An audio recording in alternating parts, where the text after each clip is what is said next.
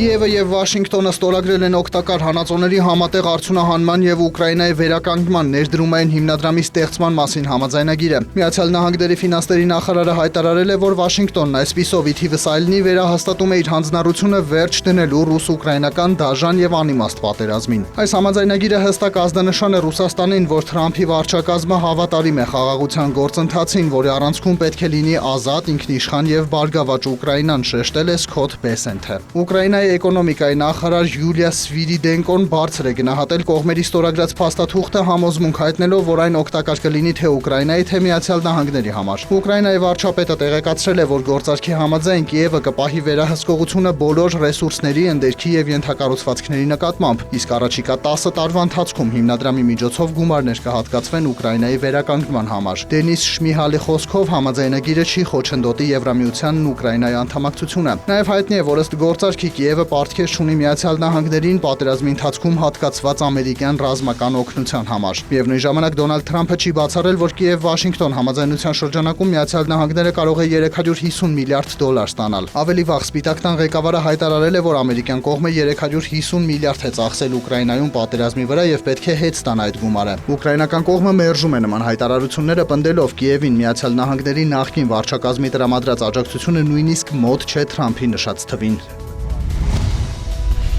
Հիդրոպոնիկ ջերմատանն աճեցնելու համար նախատեսված սացիլներն արտասահմանից ներկրված թանկարժեք սերմերից են։ Դրանք նախատեսված են ոչ միայն հիդրոպոնիկ եղանակով, այլև հողում աճեցնելու համար։ Չերի լոլիկների արտադրության մեջ մասնագիտացած Մաղաքյան ընտանիքը տևական ժամանակ է շուկան հեղեղում է հայկական չերիներով։ Հիդրոպոնիկ եղանակով արտադրությունը թեև բարդ ու աշխատատար է, արդյունքը գոհացնող է։ Ֆերմեր եղբայրներն առայժմ 8 տեսակի չերիներ են աճեցնում։ Մինչև ջերմոցային տնտեսություն հիմնելը ընտանիքը զբաղվում էր զբոսաշրջային բիզնեսով։ Երբ Քովիդը ստիպեց անցնել հարկադիր պարապորթի, եղբայրները որոշեցին ամիսներ ձգվող դատարկությունը լցնել արդյունավետ գործով։ Մերձավանում ջերմատուն գնեցին եւ մոտ 2 տարի հմտացան լոլիկի մշակության մեջ։ Տնտեսագետի մասնագիտությունն օգնեց արագ յուրացնել նրբությունները։ Երբ հասկացան, որ պատրաստ են լուրջ մշակությամբ զբաղվել, դիմեցին կառավարությանը, ընդգրկվելու գյուղաճակցության պետական ծրագրում։ Ստացանք 2 լիզինգ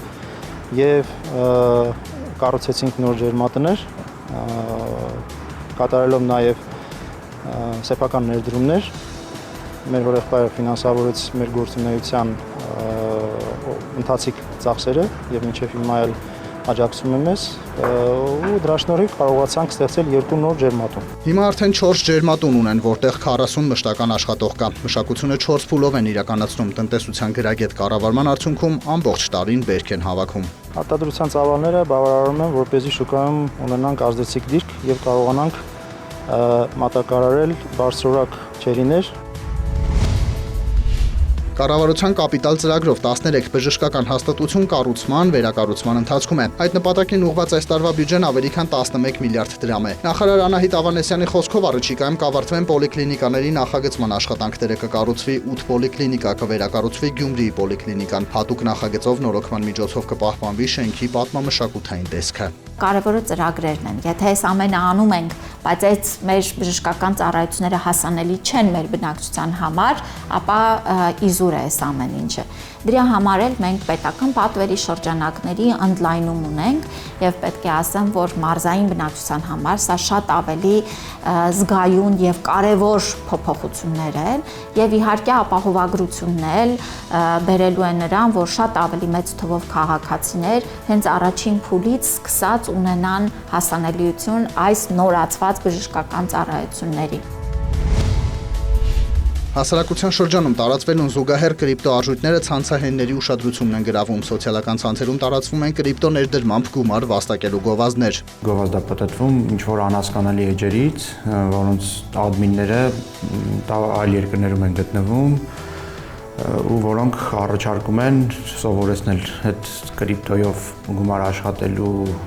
մեթոդներին, կարճ ժամանակում մեծ գումարներ աշխատել, որ բնականաբար կեղծիք է, ինչ որ X պահի ասելու են դե գումար դվեք, բանը, տեսեք, sense լավ աճ կա, խոսքի չգիտեմ X կրիպտոն աճ է գրանցում, եկեք ներդրենք, կարող է առաջի անգամ դաժե ինչ որ շահույթ ցույց տան այդ մարդուն, հետո որ մարդը շահագրգռվի ավելի մեծ ներդրում անի։ Լոնդոնի բորսայում Brent ապրանքանիշի հուլիսի մատակարարումների ֆյուչերսների գինը նախորդ օրվա բորսաների փակման պահի ցուցանիշի համեմատ աճել է 0.1%-ով կազմելով բարելի դիմաց $61.14։ Նյու Յորքի ապրանքային բորսայում WTI տեսակի նավթի հունիսի մատակարարումների ֆյուչերսային գինը նախորդ օրվա բորսաների փակման պահի ցուցանիշի համեմատ բարձրացել է 0.1%-ով կազմելով բարելի դիմաց $58.29։ Ոսկու միջազգային գինը նվազել է 0.7%-ով եւ մեկ ունցիայի դիմաց կազմել $3299։ Բիթքոյնի արժեքը վերջին մեկ օրվա դրությամբ բարձրացել է 21%-ով եւ կազմել մեկ հատի համար $96317։ Հայաստանի կենտրոնական բանկը տեղեկացրել է, որ ապրիլի 30-ի տվյալով ամերիկյան դոլարը միջինն արժեցել է 389 դրամ 94 լումա, եվրոպական արժույթի գինը կազմել է 443 դրամ 1 լումա, ռուսական ռուբլու արժեքը սահմանվել է 4 դրամ 80 լումա։